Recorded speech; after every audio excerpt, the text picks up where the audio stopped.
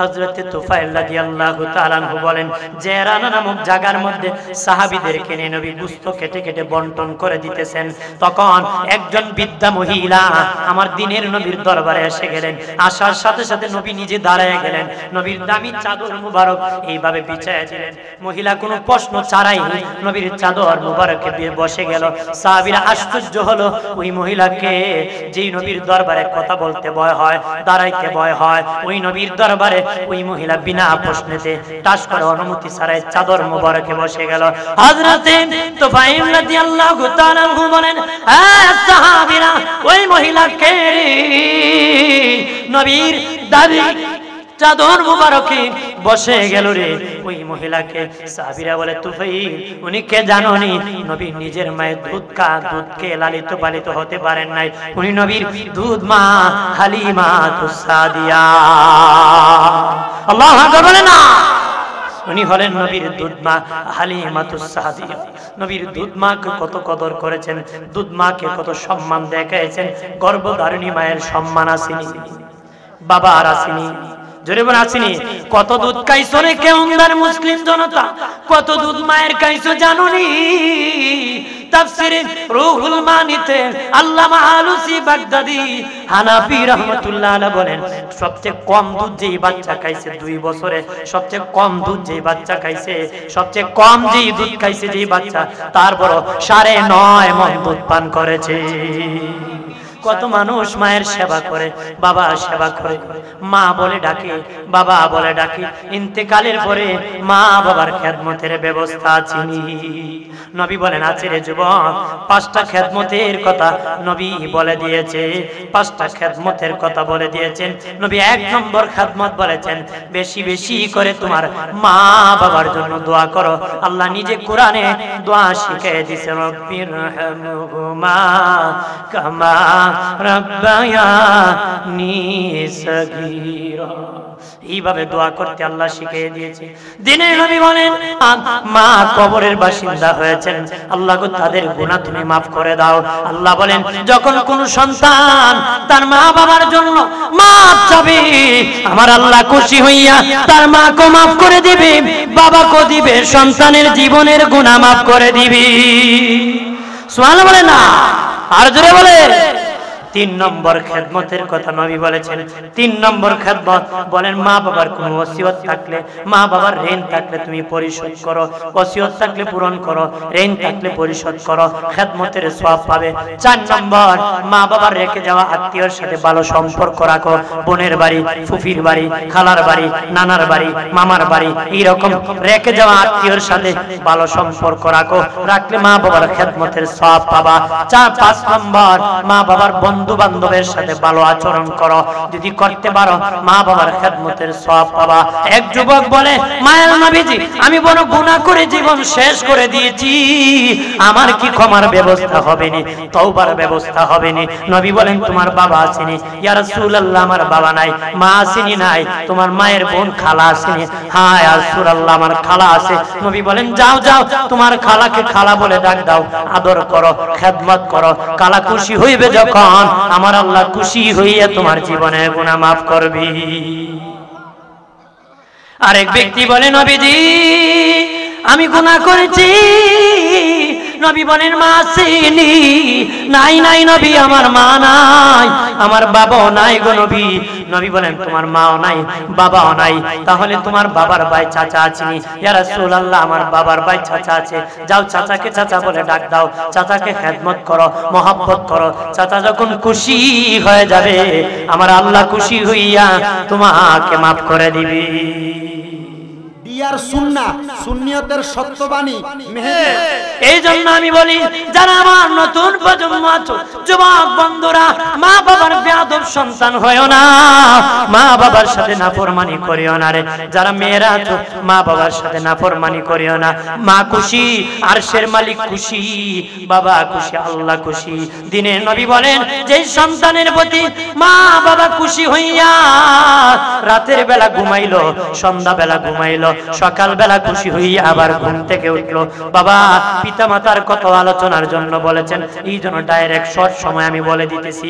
দিনের নবী বলেন, যেই সন্তানের প্রতি দুইজন মা বাবা সন্ধ্যাবেলা খুশি হইয়া ঘুমাইলো, সকালবেলা খুশি হইয়া ঘুম থেকে উঠলো, দুইজনই যখন খুশি হইয়া ঘুম থেকে উঠবে, ওই সন্তানের জন্য আমার আল্লাহর দুইটা জান্নাতের দরজা খুলে দিবি। আর জোরে বলে, একজন যদি বেজার থাকে, একজন যদি খুশি থাকে, একটা জান্নাতের দরজা খুলে দিবে। দুইজন যদি বেজার থাকে, দুইটা জাহান্নামের দরজা খুলে দেওয়া হবে। এক সাহাবী বলল, এক ব্যক্তি বলল, ইয়া রাসূলুল্লাহ, আমি আমার মা বাবাকে সম্মান করি, আমি আমার মা বাবাকে মহব্বত করি, কিন্তু আমার মা বাবা আমার প্রতি জুলুম করে, আমাকে দেখতে পারে না। ওগো মায়ের নবী, আমি কি তাহলে আমার মা বাবার প্রতি জুলুম করতে পারবো না? আল্লাহর নবী তিনবার বলেছেন, ওয়া ইন জালামাহু ওয়া ইন জালামাহু ওয়া ইন জালামাহু। নবী বলেন, তোমার মা বাবা যদি তোমার প্রতি জুলুম করে, নির্যাতন করে, তারপরে তুমি জুলুম করতে পারবে না, জুলুমের বিচার আমার আল্লাহ করবে, তুমি করতে পারবে না। মা বাবা বিধর্মী হলো, তার খেদমত করতে হবে।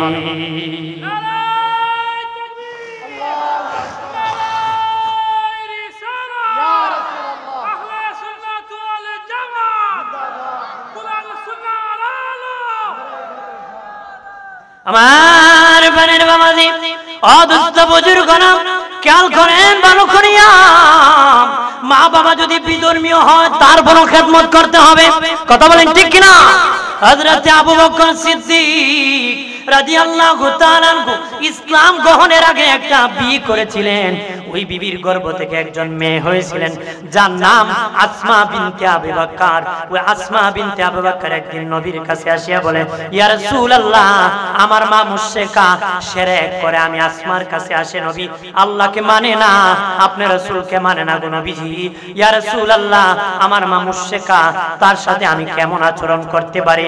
নবী বলেন, এই আসমা, যদিও তোমার মা মুশরিকা রে আসমা, শিরক করে রে আসমা, যদিও আল্লাহকে মানে না, আমাকে মানে না, তারপরে তোমার গর্ভধারিণী মা প্রসব যন্ত্রণা কষ্ট করেছে, দুধ পান করাইছে, সাবধান আসমা, ওই বিধর্মী যদিও মানে না, তারপর মায়ের খেদমত করতে হবে।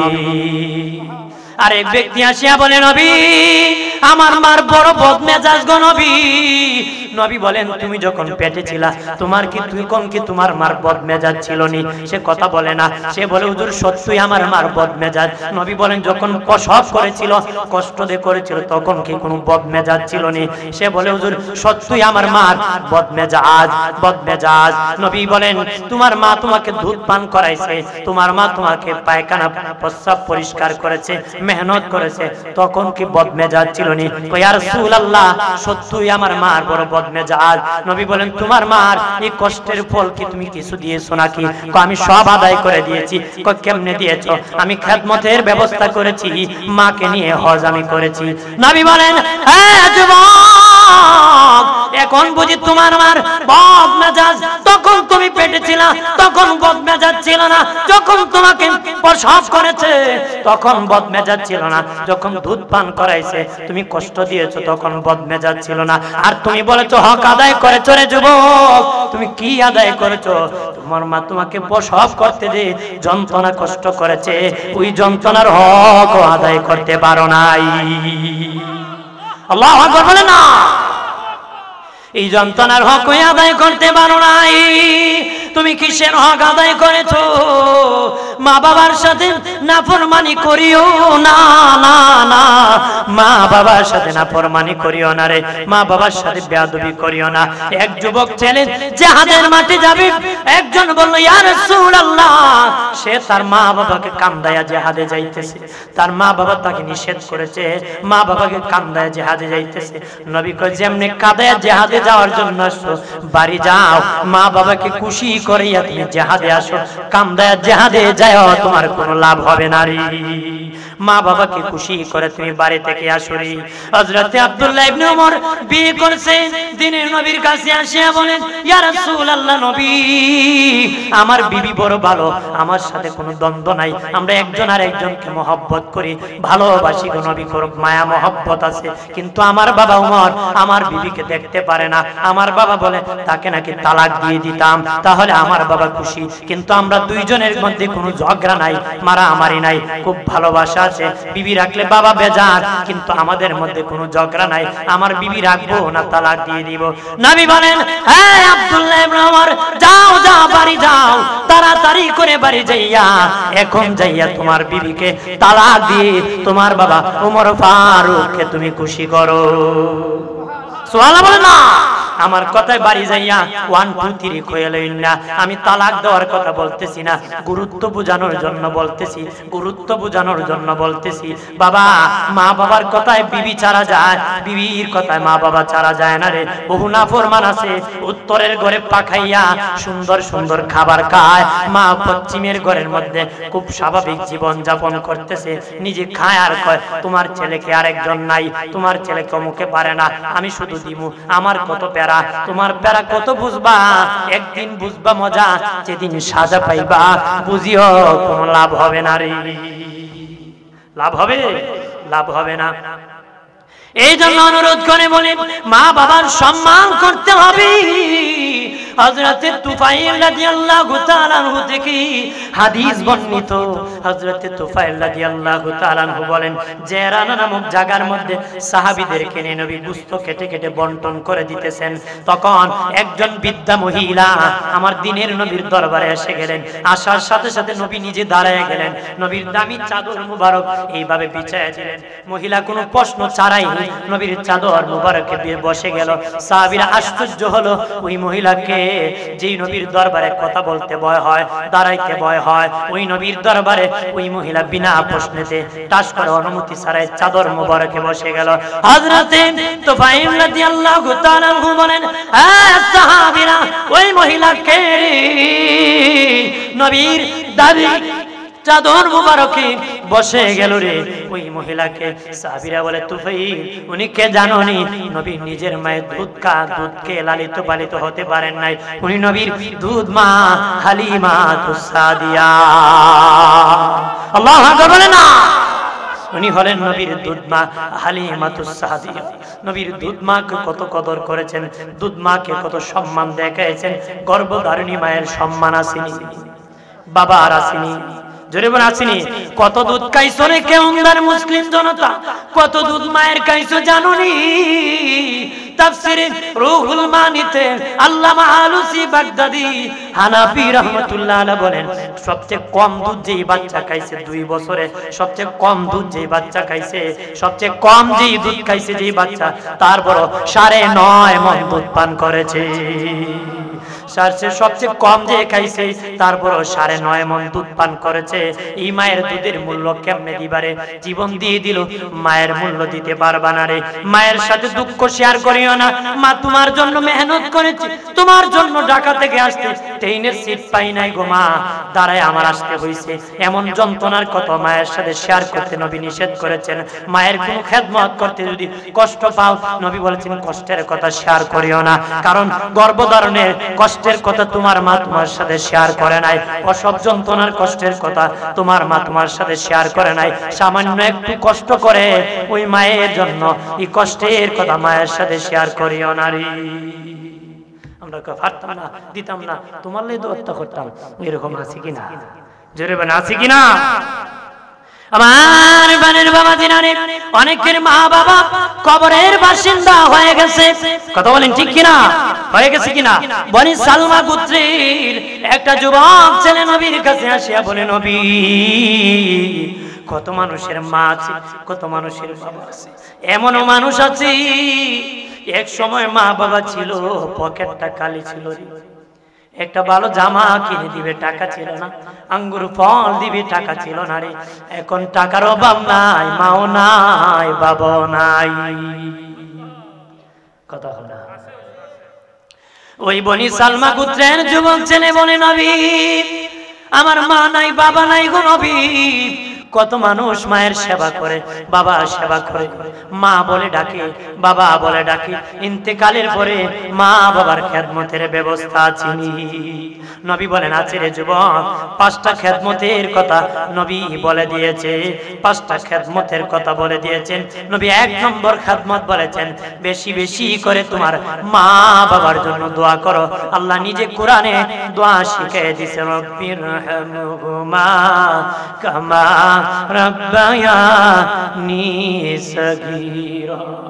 এইভাবে দোয়া করতে আল্লাহ শিখিয়ে দিয়েছে। দিনের নবী বলেন, মা কবরের বাসিন্দা হয়েছেন, আল্লাহ গো তাদের গুনাহ তুমি maaf করে দাও। আল্লাহ বলেন, যখন কোন সন্তান তার মা বাবার জন্য maaf চাবে, আমার আল্লাহ খুশি হইয়া তার মাকে maaf করে দিবে, বাবাকে দিবে, সন্তানের জীবনের গুনাহ maaf করে দিবে। সুবহানাল্লাহ বলে না, আর জোরে বলে। 3 নম্বর খেদমতের কথা নবী বলেছেন। 3 নম্বর খেদমত বলেন, মা বাবার কোনো ওসিয়ত থাকলে, মা বাবার ঋণ থাকলে তুমি পরিশোধ করো, ওসিয়ত থাকলে পূরণ করো, ঋণ থাকলে পরিশোধ করো, খেদমতের সওয়াব পাবে। 4 নম্বর, মা বাবার রেখে যাওয়া আত্মীয়র সাথে ভালো সম্পর্ক রাখো, বোনের বাড়ি, ফুফির বাড়ি, খালার বাড়ি, নানার বাড়ি, মামার বাড়ি, এইরকম রেখে যাওয়া আত্মীয়র সাথে ভালো সম্পর্ক রাখো, রাখলে মা বাবার খেদমতের সওয়াব পাবা। 5 নম্বর, মা বাবার বন্ধু বান্ধবের সাথে ভালো আচরণ করো, যদি করতে পারো মা বাবার খেদমতের সওয়াব পাবা। এক যুবক বলে, মায়ের নবীজি আমি বড় গুনাহ করে জীবন শেষ করে দিয়েছি, আমার কি ক্ষমার ব্যবস্থা হবে না, তওবার ব্যবস্থা হবে না? নবী বলেন, তোমার বাবা আসেনি? ইয়া রাসূলুল্লাহ আমার বাবা নাই। মা আসেনি? নাই। তোমার মায়ের বোন খালা আসেনি? হ্যাঁ ইয়া রাসূলুল্লাহ আমার খালা আছে। নবী বলেন, যাও যাও তোমার খালাকে খালা বলে ডাক দাও, আদর করো, খেদমত করো, খালা খুশি হইবে যখন আমার আল্লাহ খুশি হইয়া তোমার জীবনের গুনাহ maaf করবে। আরেক ব্যক্তি বলে, নবীজি আমি গুনাহ করেছি। নবী বলেন, মা আসেনি? নাই নাই নবী, আমার মা নাই, আমার বাবাও নাই গো নবী। নবী বলেন, তোমার মাও নাই, বাবাও নাই, তাহলে তোমার বাবার ভাই চাচা আছেনি? ইয়া রাসূলুল্লাহ আমার বাবার ভাই চাচা আছে। যাও চাচাকে চাচা বলে ডাক দাও, চাচাকে খেদমত করো, মহব্বত করো, চাচা যখন খুশি হয়ে যাবে আমার আল্লাহ খুশি হইয়া তোমাকে maaf করে দিবে। আজকে খেদমত নাই, কথা বলেন ঠিক কিনা? দোয়াই নাই, দোয়াই করতে রাজি না, কথা বলেন ঠিক কিনা? ওরা খেদমত করবো না, দোয়াই করে না, নামাজ পড়ে আর আল্লাহ কবুল করলে কর, নাইলে না আমি যাই, কথা হয় না। সালাম ফিরে গারো ফাড়ি তো দৌড় মারে, কিন্তু বলেন আল্লাহ আমার নামাজের ভুল ত্রুটি মাফ করো। কিভাবে সেজদা একটু আল্লাহর কাছে বলিও, আল্লাহর কাছে বললে আল্লাহ কবুল করবে, কথা বলেন ঠিক কিনা? করো জোরে নত শিরি উঠায়া 2 হাত, তোমারই দরবারে আল্লাহ করি মুনাজাত। বিপদে পড়িলে আল্লাহ উদ্ধার করে নিও, নবীজির খাতিরে হাসর পার করে দিও। এবার হাত উঠে পারবেন বলতে? আল্লাহর কাছে বলবেন, আল্লাহ বড় আদর করে মায়া করে আমাদেরকে বানাইছে, কথা বলেন ঠিক কিনা? কে আদর করে বানাইছে? এই জন্য আমি বলি, আরে যুবকরা, যুবকদের উদ্দেশ্যে, যুবকদের উদ্যোগে আজকে এই সুন্নি সম্মেলন, কথা বলে না? কেমন দার বাবাজি, তোমাদের সন্তানেরা ইচ্ছা করলে যাত্রা গানের আয়োজন করতে পারত, নারী নাচাইতে পারত, তোমাদের সন্তানেরা ইচ্ছা করলে কক্সবাজার যেতে পারত, বিভিন্ন কানে সফরে যেতে পারত, হারাম কাজ করতে পারত। তোমাদের কপাল ভালো রে, তোমরা ইসলামের পথে আছো, তোমাদের পরবর্তী জাতীয় ইসলামের পথে আছে। এর চেয়ে বড় পাওনা আর কিছু হতে পারে না। এই জন্য যুবকদেরকে উৎসাহ দিবা। আমি বলবো, আরে যুবকেরা, তোমরা এরকম প্রতি বছর একটা মাহফিলের আয়োজন করবা, 5 ওয়াক্ত নামাজ পড়বা, মা বাবার খেদমত করবা, মা বাবার নাফরমানি করবা না, মায়ের সেবা করবা রে। মা যদি খুশি হয়, মায়ের যদি খেদমত করো, জায়গা জমি যদি নাও পাও, তোমার মা খুশি, আল্লাহ খুশি হয়ে যাবে। ওই সম্পদের মালিক আল্লাহ, সম্পদ দিতে বেশি দিন লাগবে না রে। সম্পদ দিতে বেশি দিন লাগবে, যেন মা বাবার অবাধ্য হবে না। যারা যুবক আছো অনুরোধ করব, মা বাবার সাথে বেয়াদবি করবা না, মা বাবার খেদমত করবা, তাদের সাথে ভালোবাসবা, জীবন ভর স্মরণে রাখবা। দুনিয়ার যত পাপ আছে সমস্ত পাপের সাজা শুরু হয় মরণের পরে। যত পাপ আছে সব পাপের সাজা শুরু হয় মরণের পরে, কিন্তু মা বাবার বেয়াদব সন্তানের সাজা শুরু হয় দুনিয়ায় থাকতে। যত পাপ আছে সাজা শুরু হয় মরণের পরে, মা বাবার বেয়াদব সন্তানের সাজা শুরু হয় দুনিয়ায় থাকতে। কারণ নবীজি তাদের জন্য লানত করেছেন, বদদোয়া করেছেন। ইচ্ছা করলে সব পাপ আমার আল্লাহ মাফ করে দিতে পারে, কিন্তু মা বাবার বেয়াদবকে আমার আল্লাহ মাফ করে না রে। মা বাবার বেয়াদব সন্তানকে আল্লাহ মাফ করে না। আপনারা যারা অবাধ্য বেয়াদব তাদেরকে ভালো মানুষ মনে করবেন না। তারা এক সময় যে কোনো জায়গায় প্রতারিত হবে, নিজেও সেটার জুলুমের শিকার হবে। এক বেচারা তার বাপরে গলায় গামছা পেঁচাইয়া বাবা 50 হাত নিচে, কয় হাত? 50 হাত নিচে পড়ে বলে, বাবা আর টান দিস না, আর এক হাত নিলে আমাকে জুলুম করবে। কেন? 50 হাত আনলাম, জুলুম হলো না, এক হাত নিলে জুলুম হয়ে যাবে। আমি তোর দাদারও 50 হাত নিতাম, কি যেন সমান সমান হয়ে গেছে, নিজেরটা নিজেই পেয়ে গেছে। গতকালকে আমার হাসুগঞ্জে বৈরবে মাহফিল ছিল, সেখানেও দিয়েছিল পিতামাতার বিষয়, প্রায় 2 ঘন্টা বিষয় বয়ান করেছি। সবাই বলে, হুজুর এখন অবাধ্য সন্তান বেড়ে গেছে। তানাইকে জিজ্ঞাসা করে দেখেন, বাবা মা সন্তানের বিপক্ষে প্রতিদিন মামলা করতেছে, কারণ সন্তান বাবার প্রতি জুলুম করতেছে, নির্যাতন করতেছে। কথা বলেন ঠিক কিনা? প্রতিদিন থানায় গিয়ে দেখবেন বাবা মা সন্তানের নামে মামলা দিতেছে, জুলুম শিকার মা বাবা, অবাধ্য সন্তান বাড়তেছে, চলতেছে। কথা বলেন ঠিক কিনা? বাড়তেছে কিনা? আর বেশিরভাগ এখন বিয়ে করার পরে সন্তানেরা মুসলমানে কেমন আসেনি, বিয়ে করে 3-4 দিন গেলে পরে আমি আলাদা খাবো, শ্বশুর বাড়ি নতুন পাতিল কাজে লাগাইয়া দিব, খামা লাগাই দিব। এখন ছেলেরা মুসলমানে, বিবিরা চালাক, তো আমাদের সংসার হবে, বাচ্চা হবে, ভবিষ্যৎ করতে হবে। যে মা বাবা ভবিষ্যৎ খুঁজলো না, তোমার জন্য সব করলো, আর তুমি এখন ভবিষ্যৎ খোঁজো। কথা কোন ঠিক কিনা? জোরে বলেন ঠিক কিনা? এরকম বেড়ে গেছে, মা বাবার খেদমত নাই, আলাদা খাবার দিতে রাজি না, বৃদ্ধাশ্রমে ছেলে শিক্ষিত, মা বৃদ্ধাশ্রমে পড়ে আছে, বৃদ্ধাশ্রম বাড়তেছে, এটা অবাধ্যতা। কথা বলেন ঠিক কিনা? বর্তমান সরকার একটা আইন করেছে, আলহামদুলিল্লাহ, যে মা বাবাকে যদি খেদমত না করে তাদের বিপরীতে আইনের ব্যবস্থা নেওয়া যাবে। এই জন্য আমি বলবো এটা আরো কড়া করে নেওয়া দরকার। এই মুসলিম জাতি তুই কলঙ্ক হয়ে গেছে, মা বাবার অবাধ্য সন্তান হয়ে গেছে, তুমি খেয়াল রাখা দরকার, তোমার পরিচয় মুসলিম। কথা বলেন ঠিক কিনা? মুসলমান কোন মা বাবার সাথে সন্তান নাফরমানি করতে পারে? মুসলমানের সন্তান মা বাবার সাথে নাফরমানি করতে পারে না। আমি বলবো যারা বিয়ে করেছো, মা বাবাকে বাদ দিয়ে কেমনে রে তোর মুখ দিয়া খাবারটা যায় রে? তোর মা তো তোকে রাখিয়া খাবার খায় নাই। ঈদের সেমাইয়ের জন্য, ঈদের সেমাই খাওয়ার জন্য বাবা সেমাই দিতে পারে না, ছেলে রাগ করে চলে গেছে। 34 বছর পরে ছেলে ফিরেছে, 34 বছরের ভিতরে মা একদিনও সেমাই খায় নাই। বাংলাদেশি ঘটনা এবছর দেখেছি, এই মোবাইলে টিভিতে দিয়েছে, ওই মা একদিনও 34 বছরের ভিতরে খায় নাই, 34 বছরের ভিতরে খায় নাই, আর তুই প্রতিদিন ফাড়ায় গুটায় খায়, মার খেদমত নাই। কথা বলেন ঠিক কিনা? এত বড় নাফরমান, যেই মা তোর কিনা কিয়া কিছুই খায় নাই, সেই মাকে রাখে তোর কেমনে খাবার যায়? এটা তো একটা লজ্জা শরম থাকা দরকার, একটু বিবেক থাকা দরকার। আমরা মা বাবার অবাধ্য হব না। রাজি আছি? জোরে বলে রাজি আছি? মা বোনদেরকে বলবো পর্দায় থাকবো, একটু দোষী পরে